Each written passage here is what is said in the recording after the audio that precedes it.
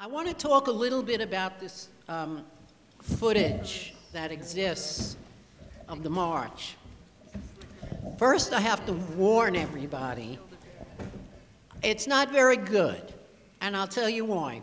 It was filmed by my friend, and he had no idea of the historical significance of that march. He had, notice I always call it a march. He had been with me through that year of the first GLF. He wasn't political, he wasn't part of it. He lived down the street, and he was there with an 8mm movie camera just to film cute guys and groups of people, but having watched the film, it's only about 8 minutes, having watched it with the wonderful and gracious Ryan, we feel that it does give somewhat of a flavor of the day and what happened. And I believe one of the panel mentioned that we only had part of 6th Avenue. You'll see that clearly. What it doesn't show is like the lead off when we all began. It shows a lot of people coming into Central Park, and it shows a lot of the gay-in, as we called it. So I'm just going to do a short discussion here about the march, and also Fran has kindly agreed to read a poem she wrote about the march, and then what we'll do is us in the panel will come down there and we'll all watch it together, if that's okay with everybody. Okay, does anybody have anything they want to say about that day, how they felt about it? Yeah. Two things which I want to take us back to Stonewall for just a moment. One of the myths and falsehoods which really has angered me since day one is, oh gee, they were upset because Judy Garland had died. Did she die? And that's why Stonewall happened. You know, people in Stonewall were my age group. We didn't give a damn about Judy Garland. It would have been Diana Ross, if anything. The point is, the circumstances of the time were that it was 1969. Think of the movie Hair, but only gay, all right? And another thing, what you were saying, Jim, I can personally attest and know exactly what you're talking about. The famous picture that you've all seen of the drag queens and African Americans on the steps outside of Stonewall, and you'll notice there's no people, for the most part in that scene, you see effeminate white males, but nobody who's middle class. Guess what? I could have been in that photo, but I was afraid to be in that photo. I was on the side. Now, another point about Stonewall, very important. The night of Stonewall, middle class, first night, middle class Jewish kids from Philadelphia with short hair who looked decent were let out of the building, Stonewall, before all hell broke loose. So were the older men. Guess who was left in last? People like Marcia, Sylvia, and that's where all the fighting began. Does anybody have a comment?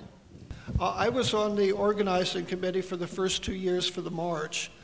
And really there was a hardcore of only about 10 of us that really did the work. And I was terribly afraid that there would be no turnout. And the reason is that then, you know, it was not that easy to appear publicly as a homosexual or a lesbian. The first demonstration against the Village Voice, which was one of the very first, well, it was the first gay liberation thing. There were a lot of people who thought they were very radical. They used radical rhetoric, picking up the gun or offing the pig, or, you know, all sorts of stuff. But they were terrified at the idea of being seen in public at a gay demonstration. We worked hard, and that was a very successful demonstration. But I was afraid that, you know, we would end up with maybe just a couple hundred people. It wasn't. It was an overwhelming response, and it was one of the great thrills of my life to see thousands of people, always underestimated by the media, pouring up, you know, to the final thing at Sheep's Meadow. This is the first button of the Christopher Street March. You can't see it, but Anyway, there was a poster that was very similar to it that we put up in many places as we could. People came from really all over the country and to some extent all over the world to take part in that first march. Anyway, and I'm proud to have been a part of it. Jim, you want to say something about the march? And do you want to? I'm really glad that Mark exploded one of the false myths of the first night of Stonewall. It was not about Judy Garland. There was no chorus line of drag queens kicking their heels up. That did happen later, but they weren't just drag queens. But it was the Village Voice, the object of our first demonstration, who could not figure out why this had happened with homosexuals and lesbians. And they trivialized it by trying to call it about Judy Garland. And David Carter and Martin Duberman have continued to put that myth out. There's so many mistakes in the David Carter book that's just really, really sad. But I want to talk about the march. Should we call them revisionists? Yeah, I call it the homophile movement taking over our history. I think there's I want to talk about mistakes the in every march kind of itself. book. The march itself. Again, I want to emphasize the courage it took for people to get out into the street. And John would talk, it was easy to talk about it, but to actually do it. And you'll see, hopefully in the film, and we certainly saw in Ellen's photograph, the diversity of who we were, young and old, men and women, all different types of sexual attitudinal expression. That's who went in the street. This was an enormous act of courage. And I don't say that to diminish the people that stood on the sidelines that wanted to be with us, because we kept saying, join us. We saw our friends. Join us, and very few did. Sidewalks into the streets. Oh, hey, hey. Right. Harry, I want to say one last thing. Can we do the Stonewall Girls?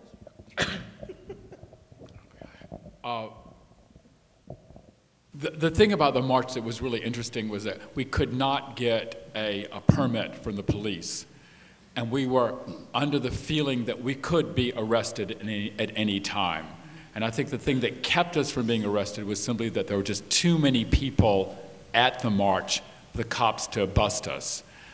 But one of my most indelible memories was Jerry Hughes was a marshal during that march. You weren't? I was a marshal. You were a marshal, okay. But I remember Jerry saying from the side, saying, we're not in the dark anymore. You're not in some dark gay bar. Come out and be proud. And I remember you saying that, and I was just totally thrilled. I thought that completely epitomized the feeling we weren't in the dark anymore. And that was what this march was about. I remember like it was a bright, very beautiful day, and we weren't in the dark anymore. John wanted to say something? Oh, it's kind of funny, but I agree about the Judy Garland thing. You know, we listened to Joni Mitchell and Laura Nyro and the Supremes, and Judy Garland it was a time when there was really a marker between generations, and it was very unfashionable to like Judy Garland. If you went home with some guy and he put Judy Garland on, you'd go, I'm getting out of here. What's also remarkable is